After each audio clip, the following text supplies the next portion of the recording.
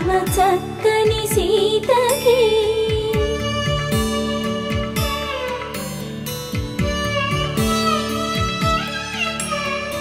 ఎర్ర జాబిలి చేయి రాముడేడని అడుగుతుంటే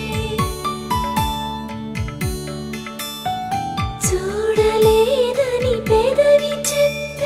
చెప్పలేమని కనులు చెప్పే నల్ల పూసై